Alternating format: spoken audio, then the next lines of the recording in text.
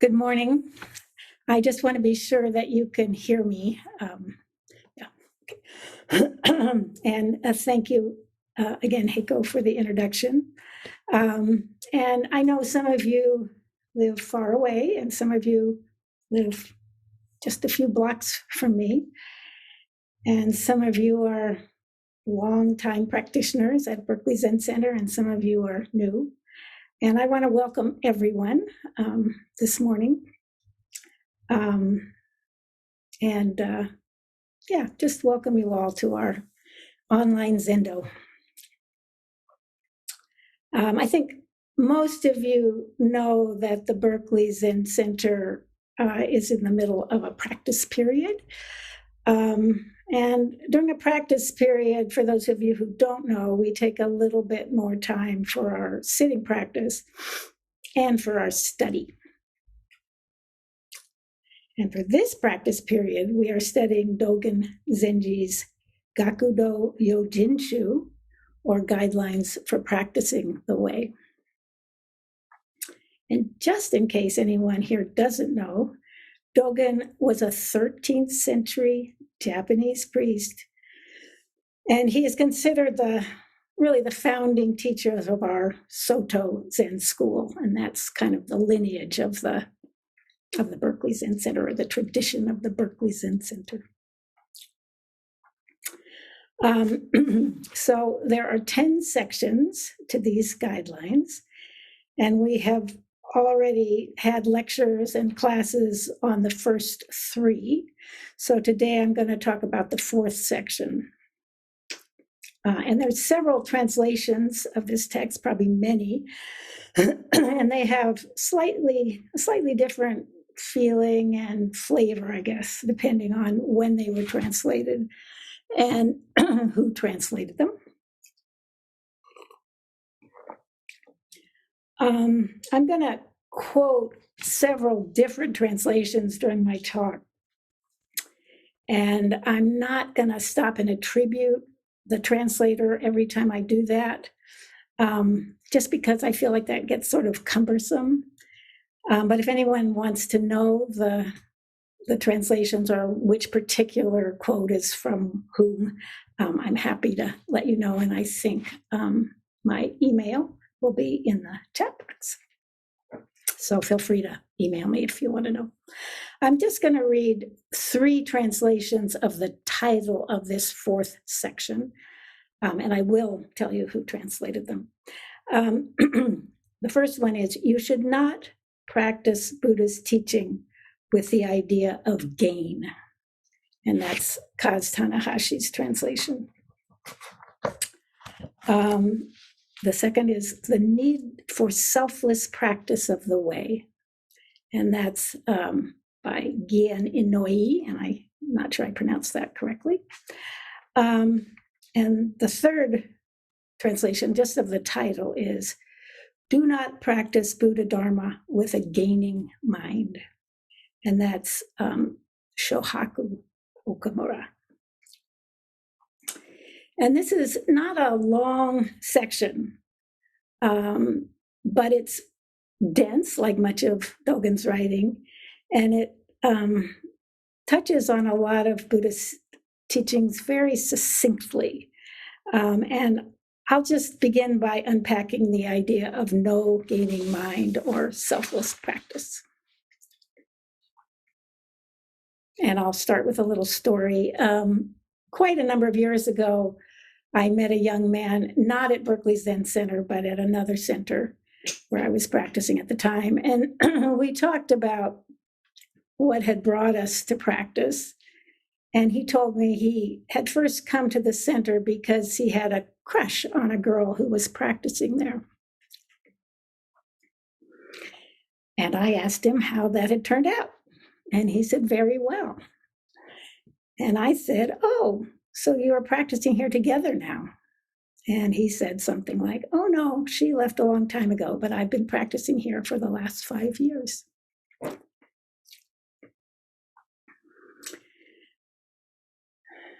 Suzuki Roshi says 99% of our thoughts are self-centered. And I would guess that 99% of us come to practice with some idea of getting something out of it for ourselves. Maybe we hope for calmness, better health, a community, happiness, enlightenment. And I think we have reasons to hope for these things. I've been reading the Lotus Sutra recently, which is a very central text in our tradition. And here is a quote, and there are many similar ones. So this is a quote from the Lotus Sutra. This sutra, really this practice, enables all living beings to take leave of all suffering and all pain and disease, and to completely undo the fetters of birth and death. Now, there are probably other ways to understand this, but I think someone could be forgiven for having quite a lot of hope of getting a result after reading that. One time when my son was in kind of an unhappy phase in his early 20s, I remember I probably very ill-advisedly gave him a Buddhist book entitled 8 Steps to Happiness.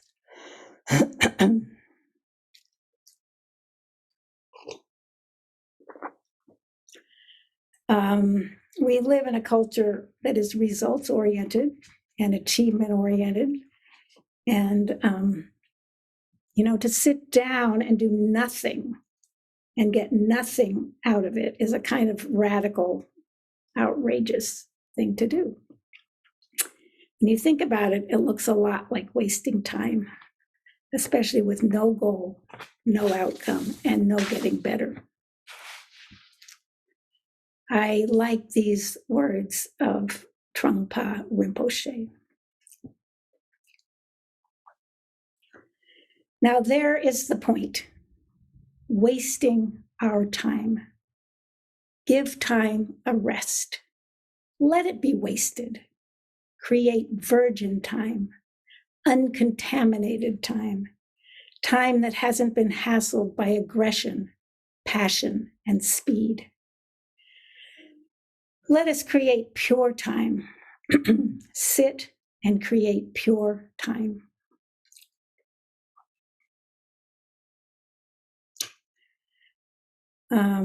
I want to add here that gaining mind isn't with us just when we start out in our practice. Gaining mind, or gaining ideas, really lurk around and show up throughout our years and years and years of practice. And hopefully we just keep noticing them.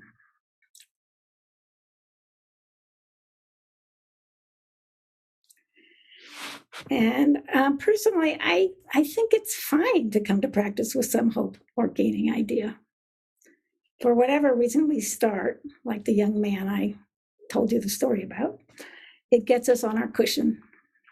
And once we're there, sooner or later, our self-centered dreams kind of collide with Buddha's teachings. Impermanence, no separate self, and non-attachment. It's hard for hopes of gain and fame to withstand an understanding or maybe an experience of impermanence or no separate self.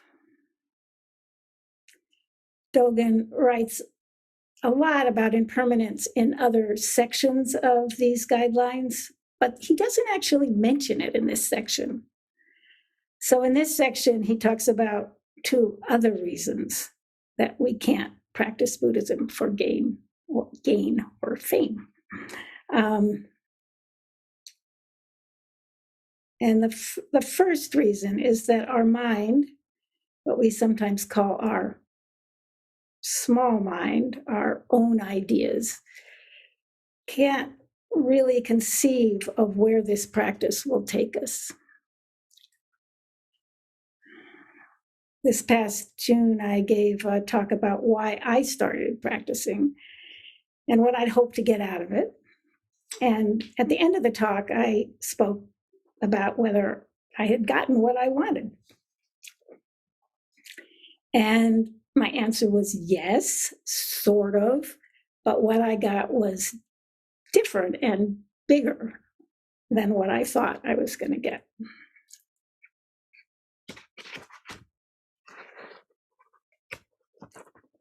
So Dogen's words are, the practice of Buddhist teaching is always done by receiving the essential teaching of a master, not by following your own ideas. In fact, Buddhist teaching cannot be attained having ideas or not having ideas.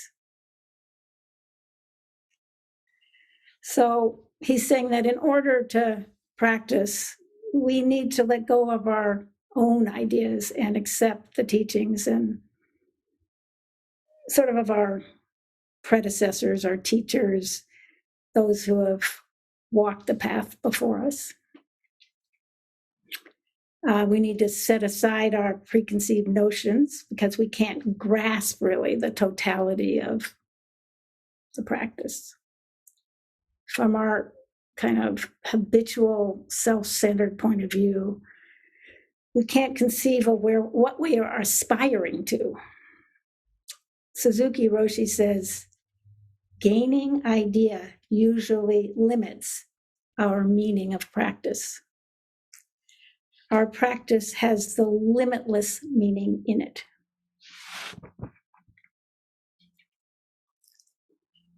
I'm going to tell a story here that I heard from Reb Anderson, and I think others of you may have heard this story, but I was really intrigued with it, and I felt like it illustrated this idea of sort of the limited mind very well.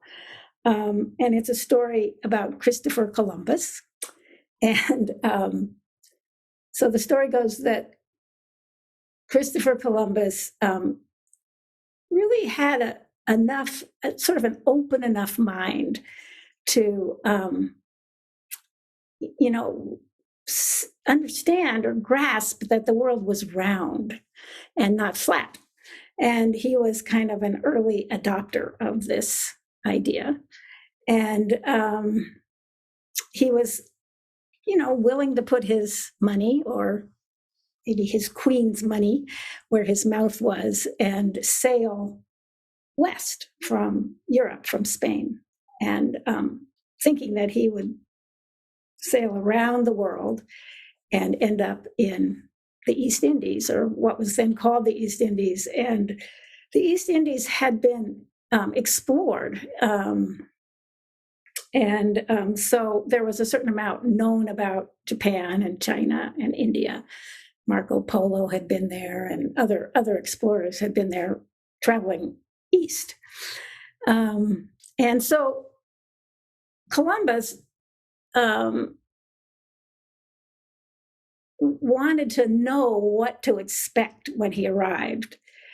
So he actually read a lot of what had been written by those explorers, and some of that was quite accurate, and some of it was sort of fantasy, actually. But he read it and believed it and was really expecting to find what he had read about.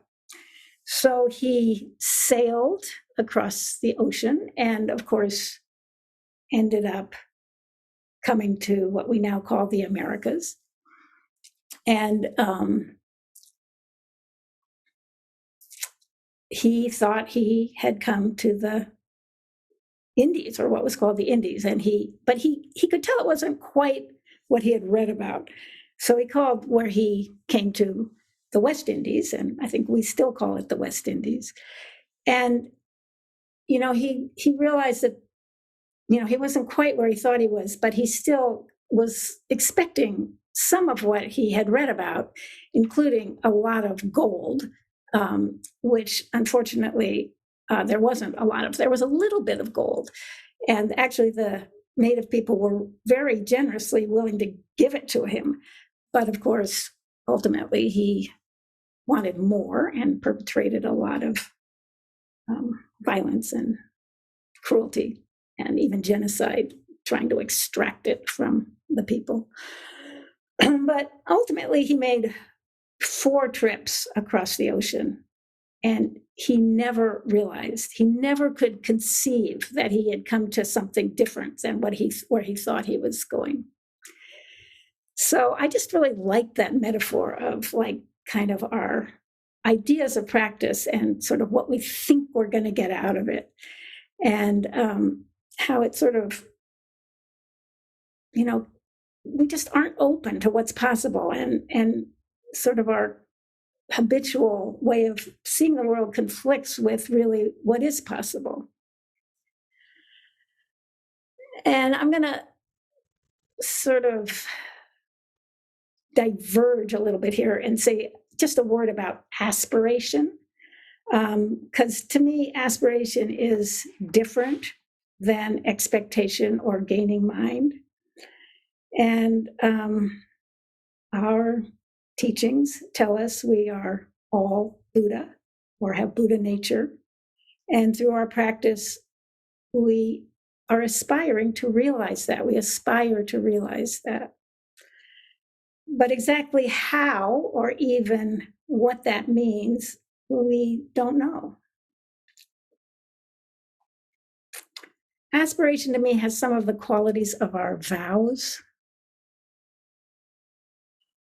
Like beings are numberless. I vow to save them.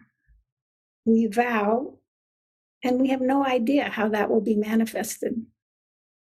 We are stepping into the unknown.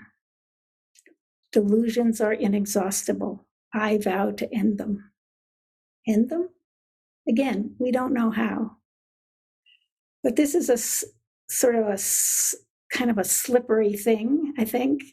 And aspirations can turn into expectations when we think we know where we're going. And then we kind of start to grasp them. And, we all, I guess, have to, or I have to keep watching for that, I guess. So Dogen has another reason we can't practice for gain or profit. And it's because, and this is a quote, unless the mind of constant practice is one with the way, neither body or mind will know peace. When body and mind are not at peace, they become obstacles to enlightenment. How are constant practice and the way to be harmonized? To do so, the mind must not be attached to or reject anything. It must be completely free from attachment to fame and profit.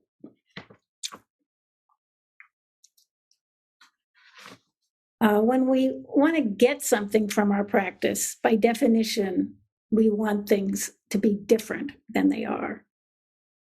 We are rejecting things as they are or how we are. We are dissatisfied. We want to feel better or like ourselves better or get some quality we don't have. Maybe get rid of some qualities we do have. That is clinging and rejecting, picking and choosing. And I think that's essentially what gaining mind is.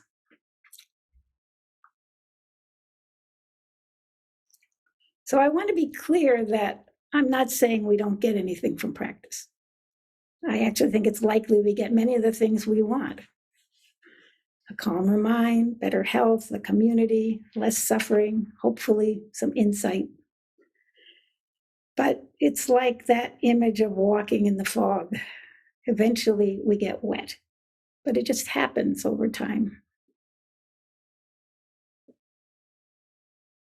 To grasp at it limits what is possible and undermines our harmony with practice and the way. And like all clinging, it shows up all the time.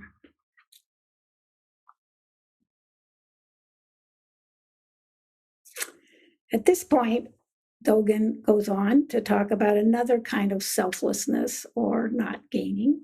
So here's another quote. This is a little further on.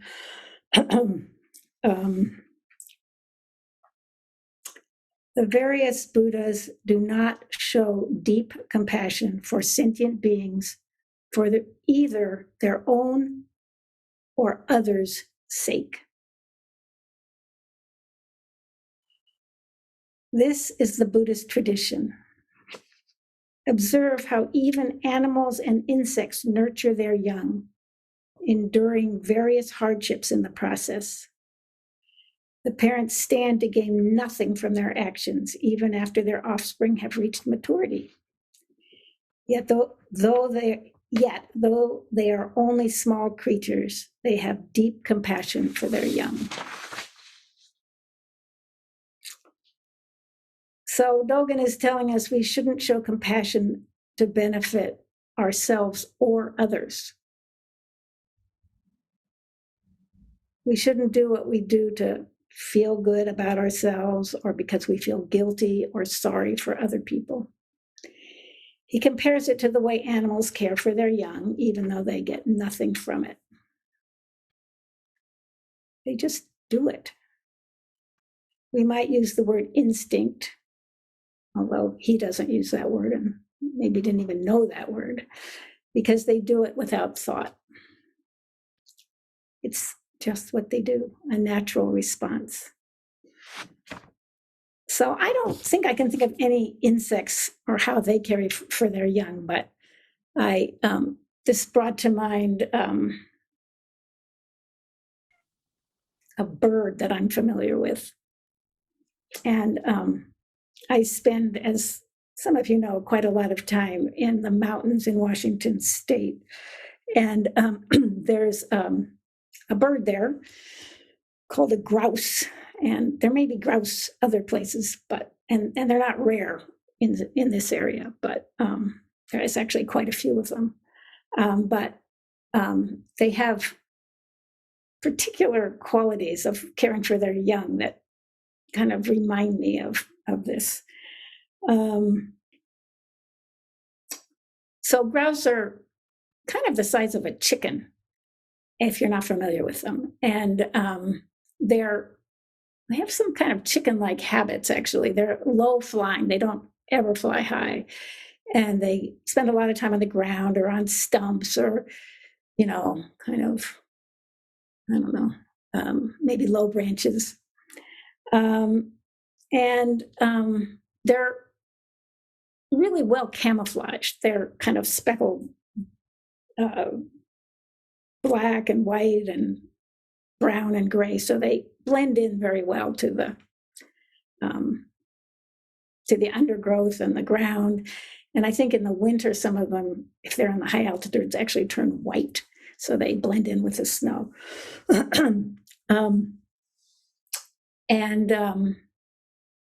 I've never seen a nest, but when they have babies, the babies are out and about when they're quite little, and they also are well camouflaged. But if you come upon them, and you do kind of often up in these mountains, the mother has a particular behavior where she'll if you come close, she'll fly up in the air and beat her wings and really make a kind of a scene.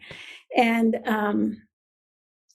when she does that, it's startling. You step back, and the babies run away, but as they're running, they cheep or make a little cheeping sound that's very, very quiet. But so the mother knows where they're going, and then she'll fly after them. But if you follow her or follow them, she'll turn around and do exactly the same behavior again. And, if you were hungry or if you were a predator, by the second time around, you wouldn't be so startled. And it seems like it wouldn't be too hard to actually grab her. So it seems like kind of a selfless act. And all grouse do it. It's not unique at all to a particular grouse. Every grouse has exactly this behavior. So that,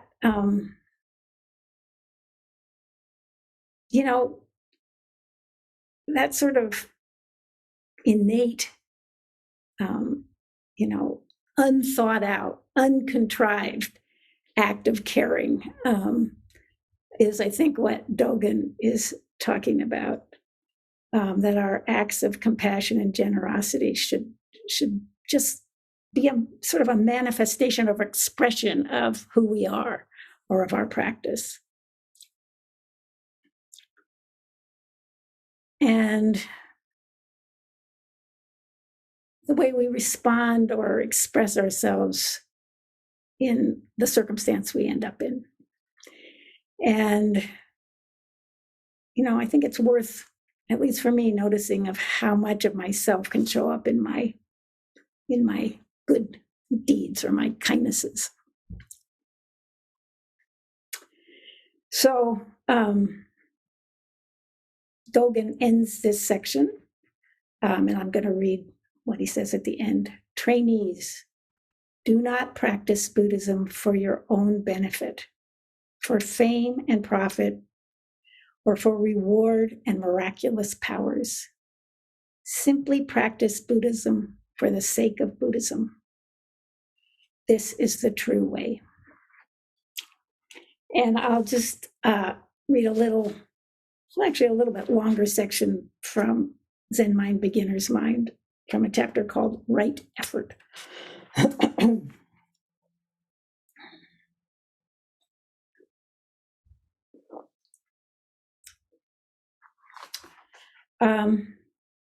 Right effort directed in the right direction is necessary.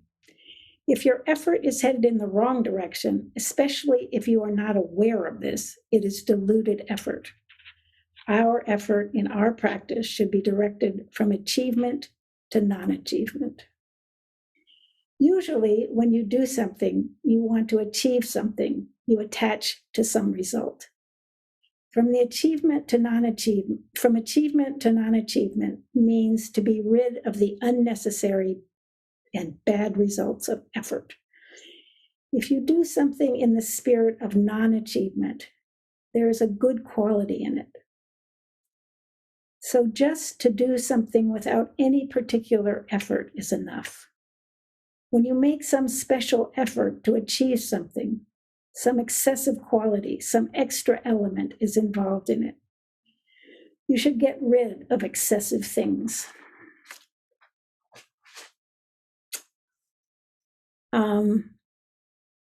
I'm gonna just talk a little bit more. Last week, Peter Overton gave a lecture, and in it he read a quote from a little book by Thich Nhat Hanh called Walking.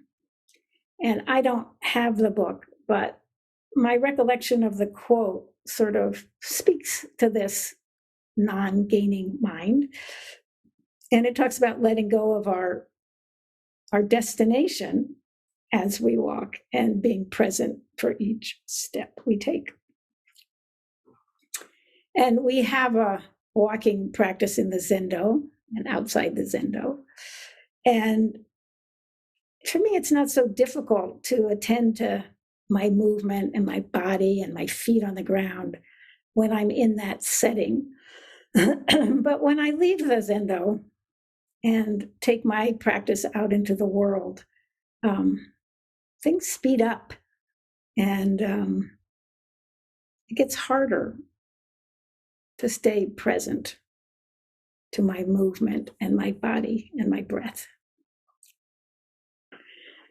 And we all do need to accomplish things, make plans, get places.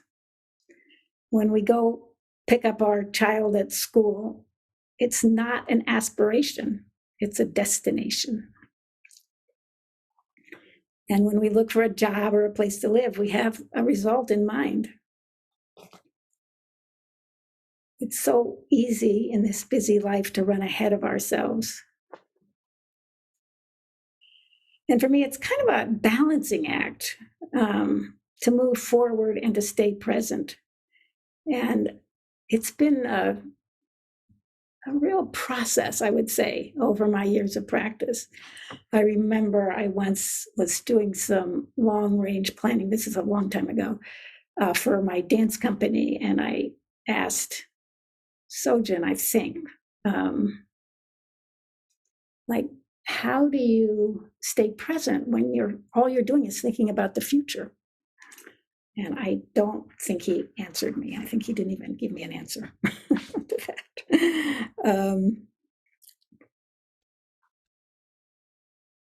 So, I mean, I'll just say that I think this is our practice. This is what we're doing kind of all the time. And I'm going to stop here and kind of open this up to your thoughts about this idea of gaining mind, or any questions you might have. Thank you. Thank you, Ellen, for your talk. And everyone, please prepare your questions, and let's have them when you're ready. I see we have a question from Deb Self. Please go ahead, Deb, unmute yourself. Good morning, Ellen. Good morning, Deb. Thanks for a fantastic talk. I tried to write down everything you said. And I intend to listen to this recording, if not ever another one. Mostly in terms of how I can use it for gaining racial justice and a better workplace at my organization.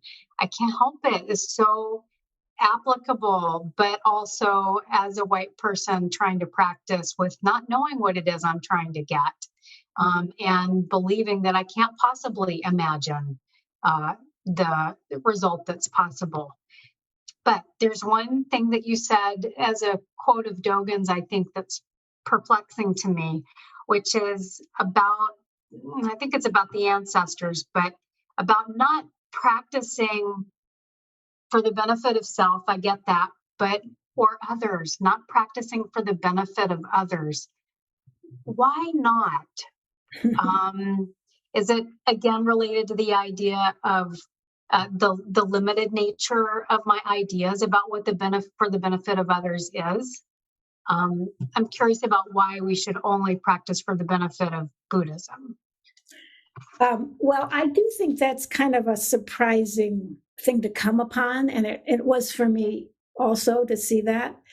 And sort of, I did really ponder it quite a bit, and kind of what I came down to is that, it kind of goes back to Suzuki Roshi's idea that 99% of our thoughts are self-centered, that we want to kind of let go of the self part of compassion, that what we're looking for is for it to be, or the idea. I mean, it's kind of, this is sort of an aspiration, I would say, that it just, it flows from us without any complication or interference. So the idea that we're helping someone is at least dualistic, but this idea really is that it's, I mean, really his example, I think, of animals and insects is, it's just who we are without adding anything else. And again, I'm talking an aspiration, but that's how I get it. Thank you.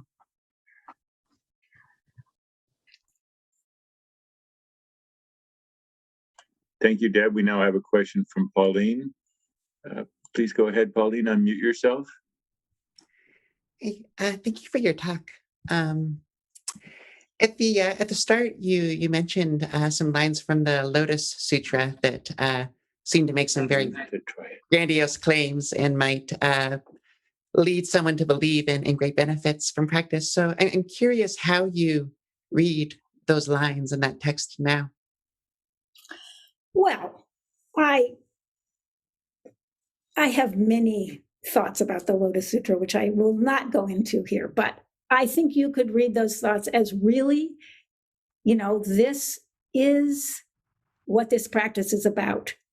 It's when you hold on to it, when that it doesn't it doesn't, so it's not wrong. It's just the way it gets presented as a promise that, seems, as somebody recently said, like marketing. But it's not like it's actually wrong necessarily. Like, I got what I wanted when I started practicing. It's just different. But just the way it gets said is, it's like in the Heart Sutra, with nothing to attain. And then it goes on to say, and attain, so it's like, it's just a sort of, does that make sense to you? It does. It does. Yeah. Thank you. Thank you, Pauline. We now have a question from Daniel O'Hara. Daniel, please go ahead, unmute yourself. Hi. Hi, Daniel.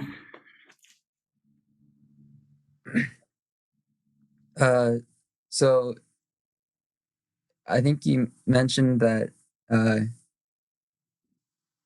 gaining mind is associated with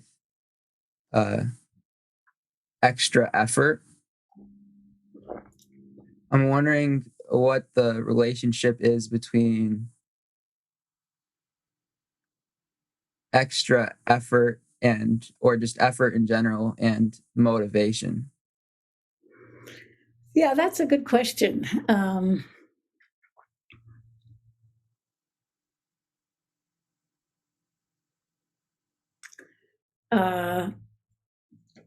Let me ask if you have a thought about that. Do you have a thought about that?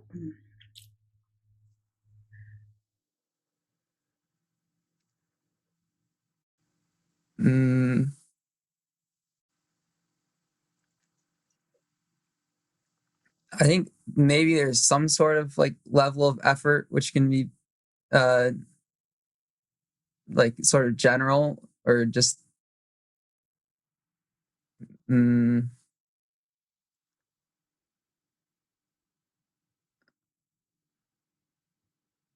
maybe sometimes it's easier to put less effort when there's less motivation in terms of a goal. Like it makes the process more continuous rather than discrete. I feel like if you don't have a motivation, maybe. Well, I think motivation may not be quite the right word. I think goal is really a better word. But yeah, I think our practice, I mean, there is some ease in our practice and some, kind of harmony really is the word that Dogen uses with, with our practice, that, having a sort of a grasping or a kind of really clear idea of what we want, it is attachment. It's a holding on, and if we can let go of that, I mean, our practice does take effort. There's no question about it. I mean, it is effort to sit down and sit up straight and keep your hands where they belong and get to the zendo. That all is effort, but there's something sort of relaxed about it that isn't sort of like pushing all the time, I think, that just makes it have an ease to it. Okay, thank you. Thank you, Daniel. We now have a question from Linda. Please go ahead and unmute yourself, Linda. Hi, good morning. Hi, Linda. So while you were speaking, I had a clear, simple impulse or wish to give you a kiss on the cheek. And hard to do virtually, and when I had that feeling, I felt like a grouse. So that was one thing I wanted to tell you. One other thing I wanted to mention is that somebody just asked about why would we do this for Buddhism? What's that kind of phrasing? Mm-hmm. And this might be helpful. I was quoting in something I was writing the famous line from the Genjo Koan to study and I wrote it, to study Buddhism is to study the self. To study the self is to forget the self. And none other than Kaz came along, Kaz Tanahashi, and he looked at it and he said, have you looked at my translation? And I said, I don't know. I thought this was what it. And he said that it should be to study the Buddha way. That's how he did it. And that is actually different from Buddhism. And that might help. Yeah, I think that's a really good point. And I don't know. It was funny during all the reading I did, of these various translations. I got more comfortable with this language than I've ever been, and sort of easily moving. But I do appreciate that distinction, sort of easily moving from Buddha to Buddha Dharma to Buddhism. I didn't feel as hung up on that as I have at other times. So, but I appreciate that specific distinction. If I could just insert one actual question before I go. I'm a writer, you're a dancer. So these are kind of arts that we practice. And I often wonder, like, what am I trying to accomplish by publishing it? Like, I'm always trying to get praise, support, success in publishing, whatever. And and I ask myself, like, why do you really want to publish this? And I just wonder if you ask yourself that about, why do I want to perform this dance or make this choreography happen? Have you found a way clear of gaining idea or, egoism there? I do, but I'm not sure it's not a gaining idea, but I'll just tell you what it is. I feel when I perform like I'm trying to show people how to be present in their bodies. Now that might be a gaining idea, but that's what I want to do. I want people, and it actually, I'm not sure it happens for everyone, but when I see, somebody really present in their body and they're performing, it translates to my body in a way that is really, really important and powerful to me. So I think that's why I do it. Okay, thank you. Thank you, Linda. We have a question from Blake. Please go ahead, Blake. Hey, Alan. How do we, sometimes when we're dancing on a team, we think we know more than others, or we know even more than the team leader or the teacher. How do we wake up to our own delusions? And sometimes we think we've reached India, but we're just in the West Indies. Like, how do we wake up to our confusion? And how does the practice help us do that? Well, I think you have to be careful. Maybe you do know more than the teacher. I mean, you have to be realistic here. Maybe you do. I mean, it's not necessarily that you don't, right?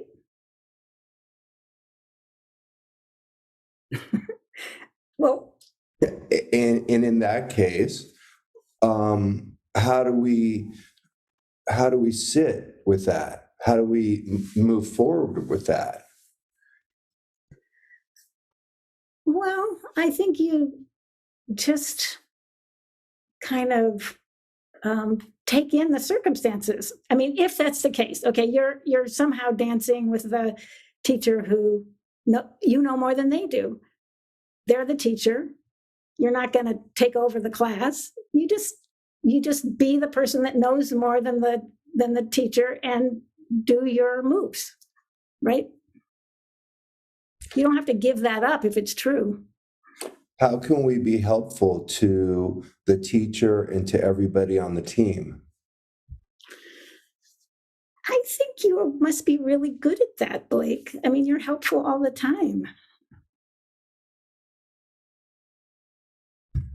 Thank you for personalizing it for me.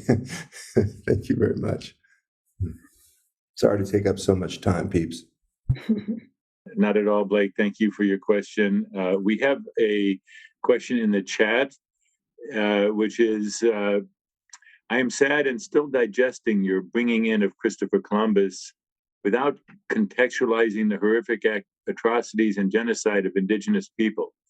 How can we engage this context together while making a Dharma point as non-grasping?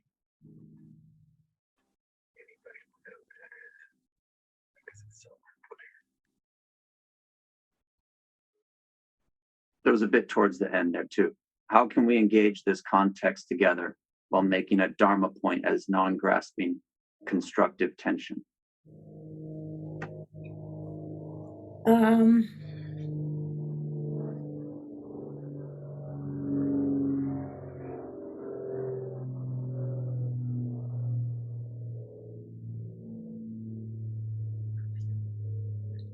I guess I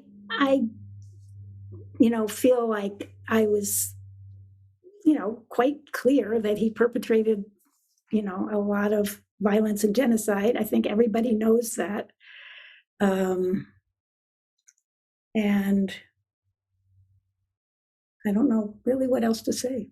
I would open the floor to you saying some more if you want to, but I don't really have a lot to add. I don't think I feel, that, every time Columbus's name is mentioned, there needs to be, a discussion of, his atrocities.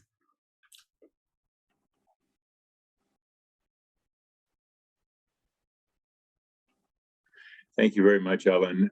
For our questioner, please, if you want to clarify or add on, please chat again. Thank you.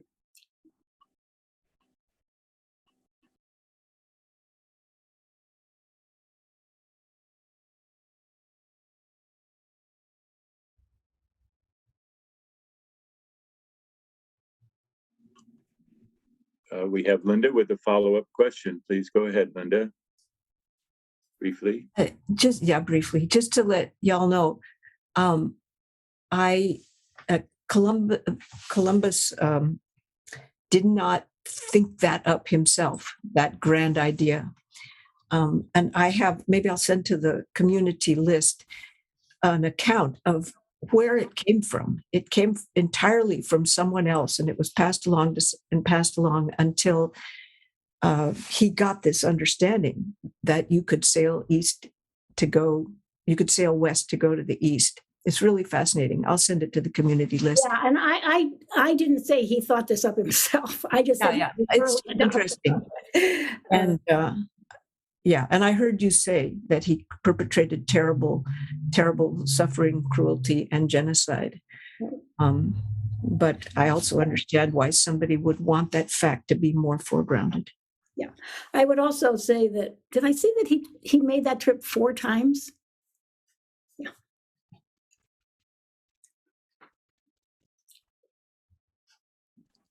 Thank you, Linda, for that. And we have now a question from Barbara, Joan, and Jeff.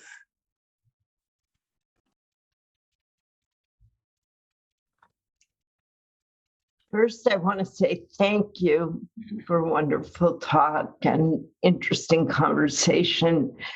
I'm not sure I even have a specific question because there are so many things I wanted to reflect on. I just wanted to be part of the out loud conversation. I thought the question of motivation was really interesting in relation to the image of the grouse that you painted so vividly. And actually, I can see you dancing the grouse. Like, I don't even know what your whole body looks like right now. I can only see from here, but I can imagine the movement. So you translated the motion with words really well. And that was the impetus of motivation. I was thinking about it as, how do we get to the cushion and not be gaining, not with gaining mind, but motivated to go there. and I will be thinking a lot about that.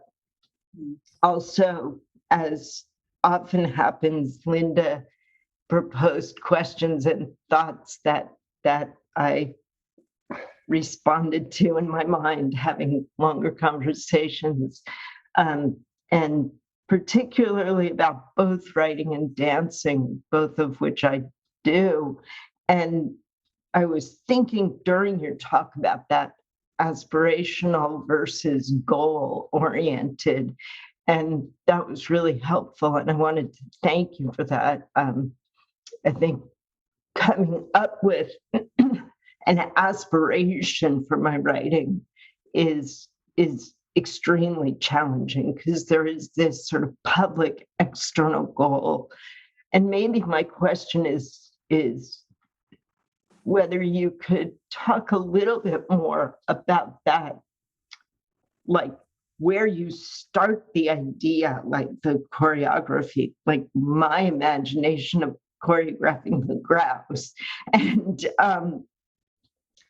then how you get from there to sort of the conversation and the transmission that occurs with your imagined audience and then actual audience. Like, what's that?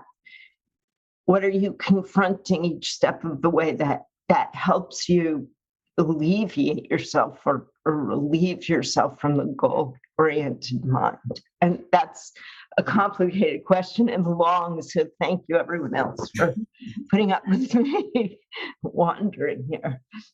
Yeah, I mean, I think we're all involved in that question, when we're creating something. And we're not, I'm certainly not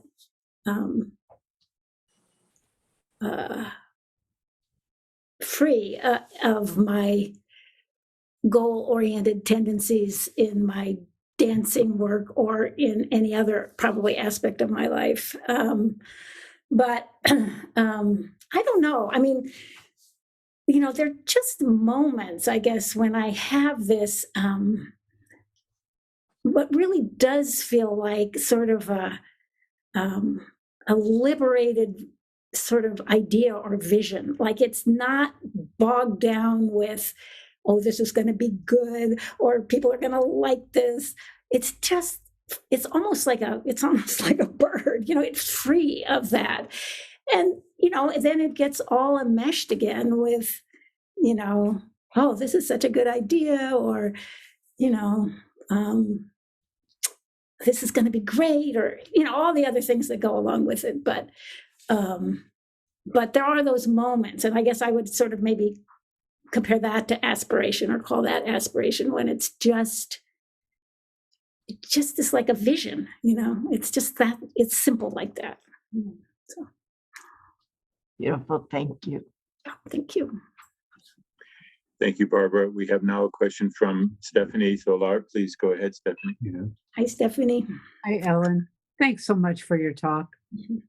I was wondering, as I was listening, that improvisation, true improvisation, is being in the moment without gaining idea.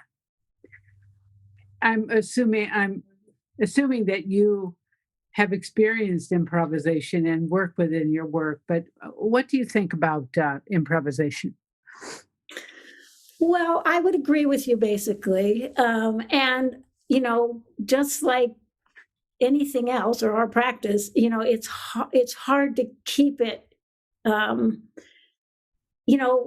our minds are our minds. And I had a friend who I used to do a lot of improvisation with, and actually a lot of performing with. And she had a great quote where she said, oh, we just have to keep those chihuahuas of the mind, and tell them not to bark, because they're always at you. That sort of, oh, this isn't a good move, or I shouldn't have done that, or, what she's doing is better than what I'm doing. You just have to say, down, boy, down.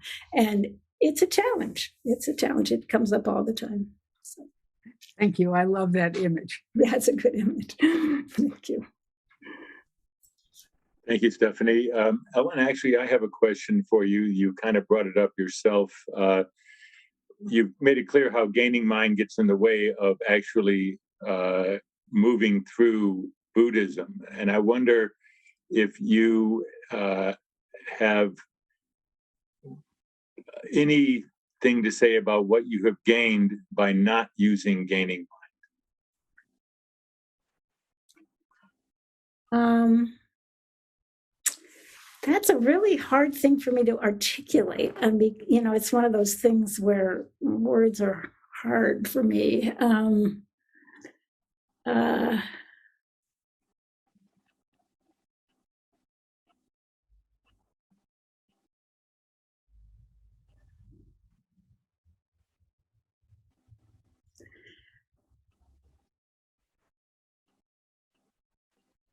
I don't know. I don't know how to answer that exactly. Something about kind of being at ease with the world, I guess, or is maybe what I would say, but it's very hard for me to put it into words. I mean, it's a really good question, and I actually have thought about it quite a bit, but it's just hard for me to articulate. Well, we'll leave that as a question open for everyone to ponder. And we'll go on to Sonia, who has a question.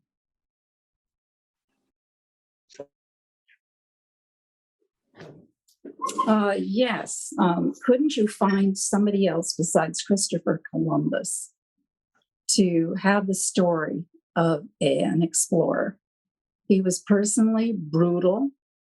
He kidnapped. He inaugurated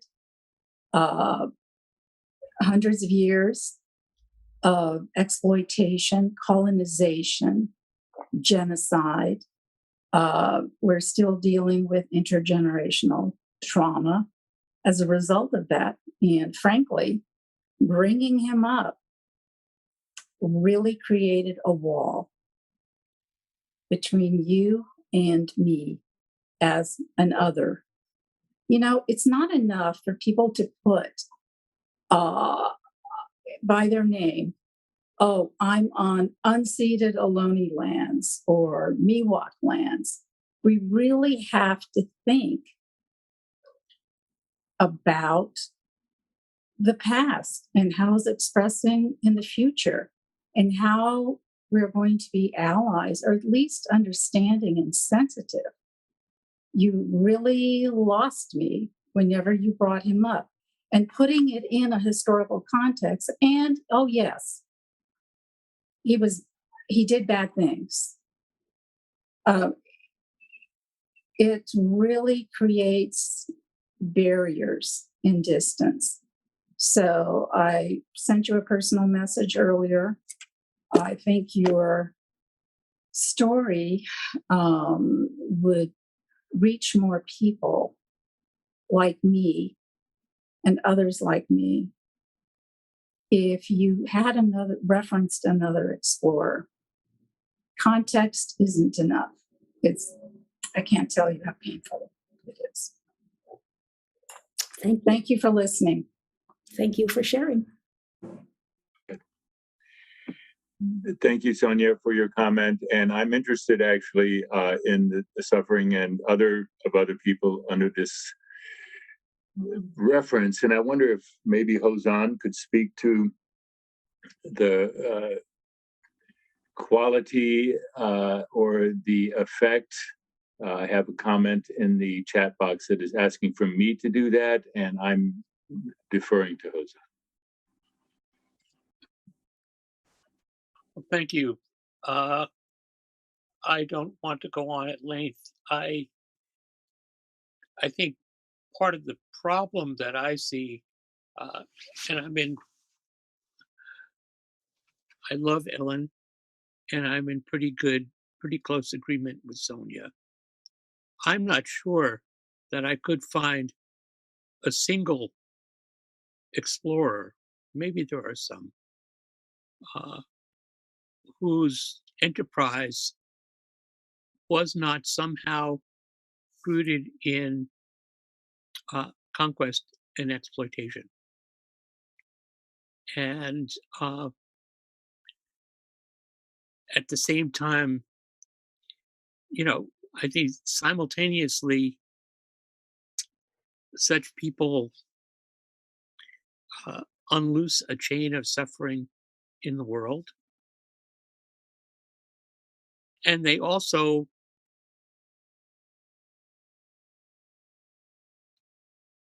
broaden an understanding of the world, but it's a distorted understanding.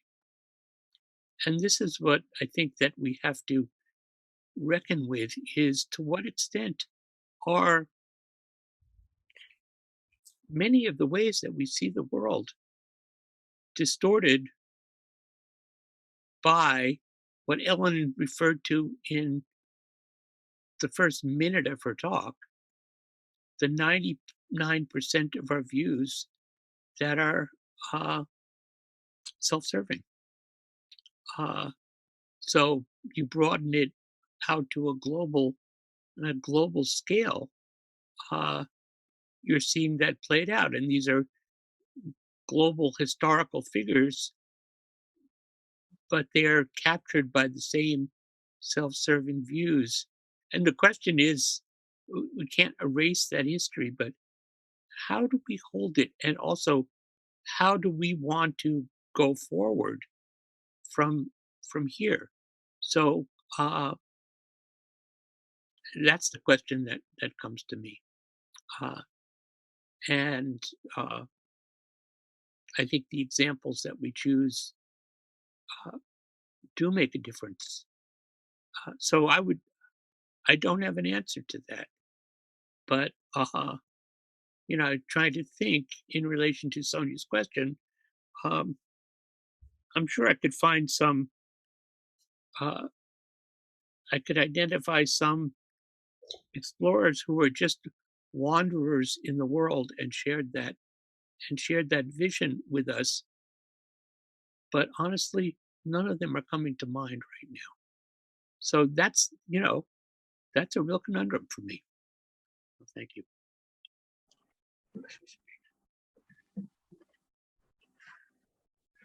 I guess I would also add that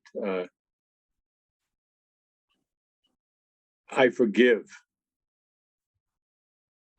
And that's for Ellen and for all of us who have made efforts in life without having been anything other than human and failed to learn our lessons and yet perpetrated our crimes. That's going beyond starting as human. Ellen, please, last word.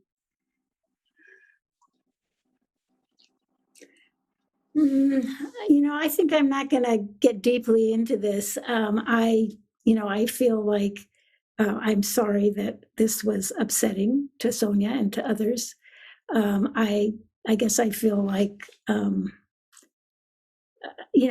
the thought that I can never talk about Columbus again without, an extensive discussion is, kind of something I'll have to think about, I guess. But it's an interesting thought for me. I